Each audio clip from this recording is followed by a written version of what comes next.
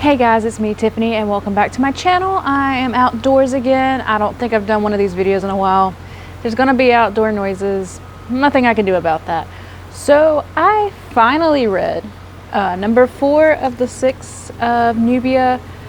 I don't have as much to say as maybe I have on the other ones. This was still a great issue, and if you have not picked up this series, I definitely think it is worth it. There's only 2 left if you can't find them very easily in your comic book store.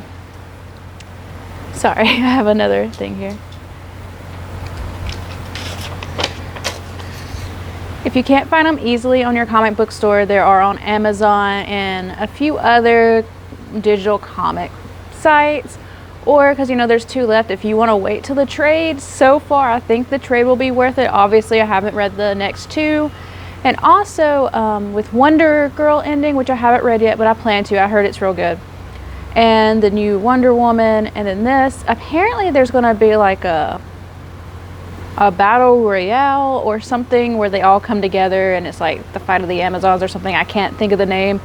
I just saw somebody talk about it on the internet, like it was like Reddit. And I looked it up, it seemed to be true. So if you enjoy this character and you're reading this and you want to see more of her, that might be something you like. I don't know if that event's going to be good or not. I kind of want to read Wonder Girl before that event just because I know basically nothing about her, but I just have to put a video. But yeah, if you're enjoying this and you want more of her, that might be a thing. I know there's older comics with Nubia in it, but this is, you know, this version, I'm assuming. So let's talk about this. So there is conflict on the Mascara and the Amazons are taking sides. I don't know if you would exactly call it a civil war, but it looks like it could go that way. This issue is definitely pure Nubia. You know, with the other ones, I've mentioned that we talked about other characters, and which is fun, but the last issue in this one is more Nubia than the rest of them, and I am here for it. I mean, she's the one who's on the cover. I want more about her than other characters, but I do enjoy the other characters. I think the other characters have been fleshed out.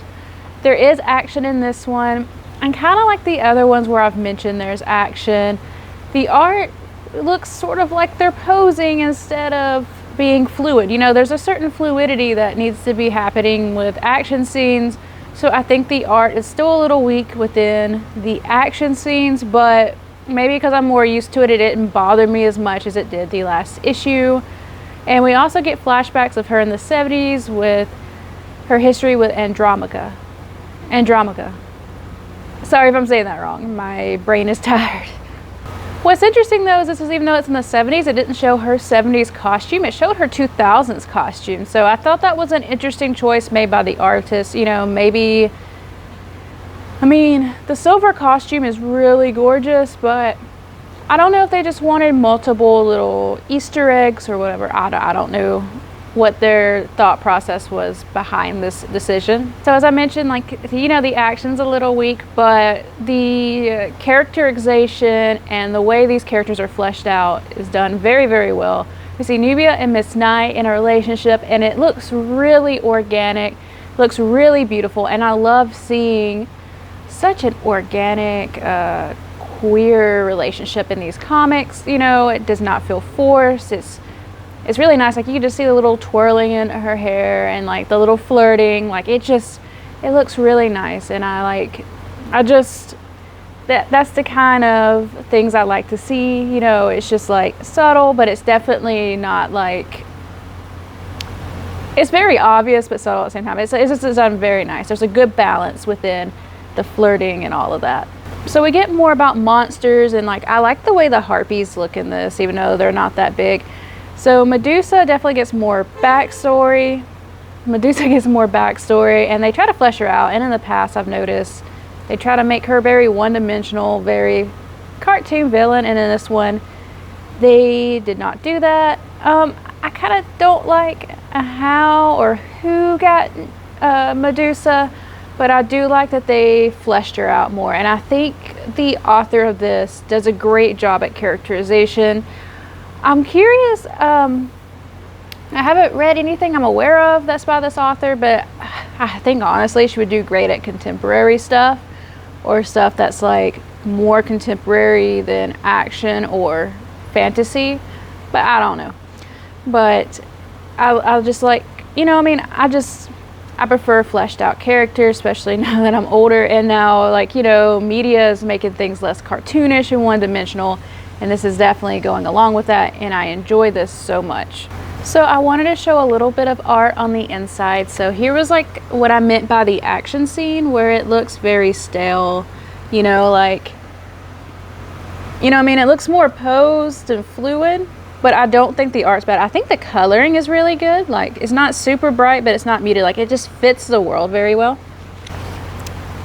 That is what the harpies look like. I really like their design, and this one looks a little less posed, but it still kind of has that, you know, the pose, but the coloring, you know, like I know they mentioned, like, you know, the penciler and all that stuff. I don't know which one does the coloring, but whoever did the coloring is a phenomenal colorist, I guess that's the word, I'm not sure. And I just want to show one more thing of art before I go. You see, like, I really think that your everyday interaction, even like in the mascara and not in the world, I just think that is the strong point of the artists who are for these comics. I am excited to see the last two. I am glad I picked this up.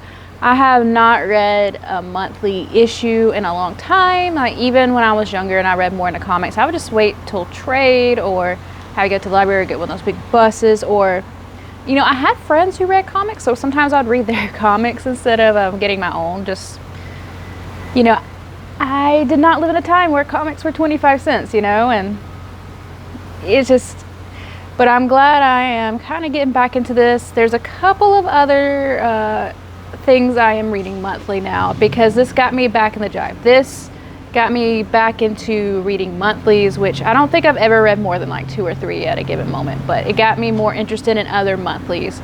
So if anything, it did that. So guys, let me know if you're reading these below. Tell me what you think, and I'll see you later. Bye.